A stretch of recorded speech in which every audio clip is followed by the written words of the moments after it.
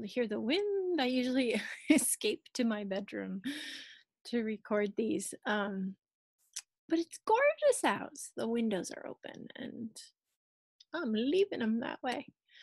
So this week's coming to you a little later than usual, Sunday instead of Friday, but heck, it is what it is. And it's all about 61-minute dinner. How about that? Could be a blog, 61-minute dinner. So I don't cook dinner every night. I'm going to say 3 to 4 of 7 nights we get a full on home cooked mama meal.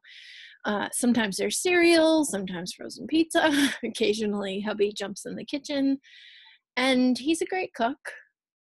He really is. But his timing is a little different than mine. So sometimes he'll start dinner at 5 o'clock and it's not ready until 7:30. And we have very hungry kids waiting on the sidelines. And he does the dishes at this pace too. It might make my skin crawl a little bit.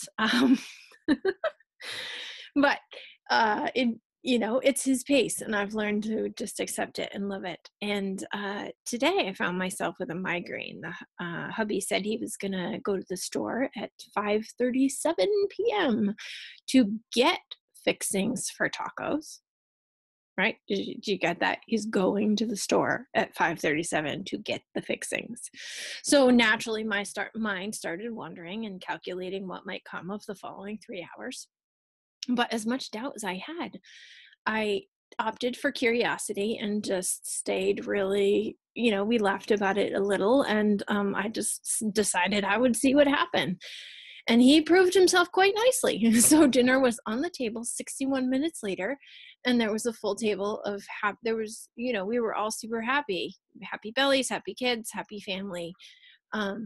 And really eating at 6:38 was no big deal. So hubby totally rocked the dinner scene and then some with dishes to follow, which this doesn't seem like very much of a story. But a few years ago, this could have easily turned sour super fast. So I might have been stubborn and refused his dinner offer, telling the kids to go eat something easy. I might have stayed grumpy all night, reflecting on how much faster I am at making dinner. I might have not eaten, or even when he finished dinner, because I was annoyed with his process. There's a lot of things I might have done differently a few years back, but I'm glad those years are over, and curiosity and love served me so much better. In turn, the whole family's better off. So until the next 61-minute dinner, here's how I do the work. It's the same work: thought, question, action. The thought here was, it's way too late to go to the store for dinner groceries, right? 5:37, you're going to go to the store now and then come home and then cook and so that was the thought. Asking, who does the thought belong to? It definitely belongs to the old me, right? So that is something that, as seen above, could have tripped me up before. So it belongs to the old me. What purpose does the thought serve? And it doesn't serve much purpose, although in some cases it might protect my kids from a late dinner. But what's the worst that happens, right? They get a little hungry. On the flip side, they're seeing their dad cooking in the kitchen, which is a pretty good worst case scenario. So the thought doesn't serve much purpose. When am I ready to release the thought? And that's definitely now. It's not something I'm going to stew in the way that I used to. Now you can hear the car traffic. My windows are open. So where do I need to put the thought next? And I put it away. I don't need that thought anymore. That's the old me. I'm all done with that. And why am I giving the thought power? And it's just habit. It's habit. It's also a little bit of mama bear protection, right? Like, the kids are going to be hungry. So there's that little bit of mama bear instinct that wants to protect them and get them fed as soon as possible. Now then, this is the big question for me always: how can my why and or purpose lead me to my next action? So my why is growth, and growth asks me to stay curious and to choose love in that moment. It reminds me that this is not a life or death situation, and there's a chance that it's not a problem at all, which it turned out not to be. Growth says, believe in him and watch him shine, or watch him fail. Either way, lessons will be learned. And in this case, we got to watch him shine. So That was fabulous.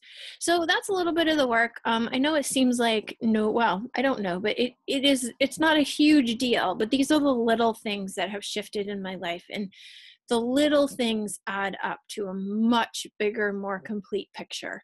Um, when I used to let these things get to me, it just kind of piled up on top of each other and turned into trouble. So until next week, whatever that story may be, I'm believing in you and looking forward to connecting with you and hearing about your stories. My goal is your growth, so I hope this was helpful to you. Please do reach out and let me know. And remember that we can work one-on-one together in the 9-week Live Your Why coaching program. You can find the link to that on the website. You can also listen to our co-hosted podcast, Creating Wealth and Wellness, free on iTunes or here on the website. And if you're interested in building residual income, check out the Join Our Networking Family link. Until next time, keep doing that thought work. I believe in you.